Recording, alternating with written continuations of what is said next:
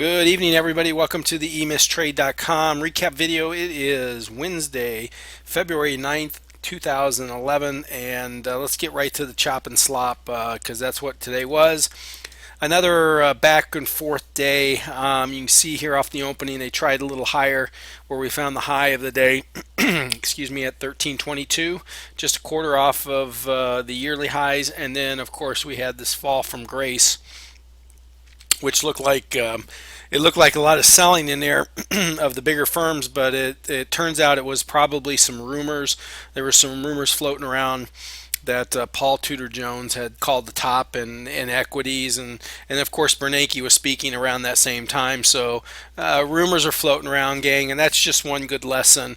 Do not trade rumors. They're dangerous.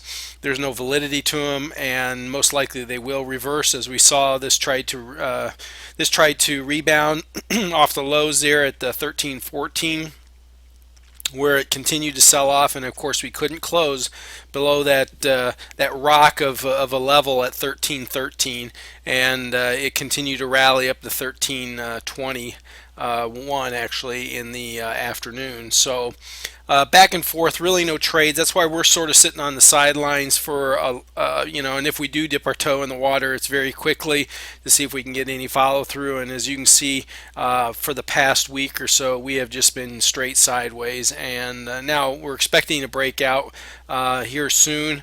As we've talked about in the past, guys, that any bull market needs meaningful pullback. A lot of people are starting to talk about that. There was an article today about how professional traders are finding it very hard to make money today in this environment because there's no meaningful pullbacks, and not too many people are willing just to step in and buy.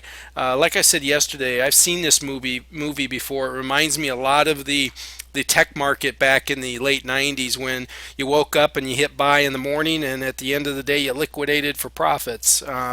This is not that easy because we're not seeing the volumes in here, but nonetheless it's going that same direction, and we all know how that ended up. So I'm not saying that we're going to end up like that, but I think we do need some correction. That correction could definitely come with some volatility in that. So levels for the next couple days, guys. Again, the first one on the downside is the 1313, followed by that 1310. 1313 could break on the next move down, but I'm expecting the 1310 to 1308 level to hold it, at least for a small bounce there. On the upside, we're looking at of course, the all-time high at 1322 and a quarter. If that breaks, then probably look for that 1325 to hold. If we run stops up there, then above that we have 1336 above. On the downside, below 1308, there's not a lot, all the way down to that 1297, 1298 area. So keep those levels in mind. Tomorrow is a light day for news. Let's go see what we did in the room today. We had one trade in wheat, and we scratched it. Like I said, we are looking for profits quickly in this type of market, and if we don't get them, we're scratching those trades so we can keep our powder dry, which is important.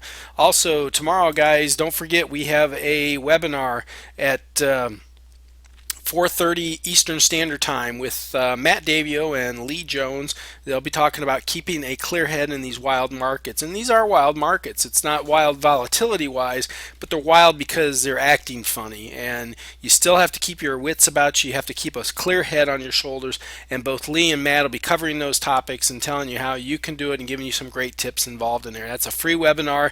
Again, tomorrow, Thursday, February 10th, from 4:30 p.m. Eastern to 5:30 p.m. Eastern. I will go ahead and include a link right below this video, so go ahead and click on that, register for free, and we look forward to seeing you. Otherwise, tomorrow, guys, trade well, and we'll talk to you later. Take care.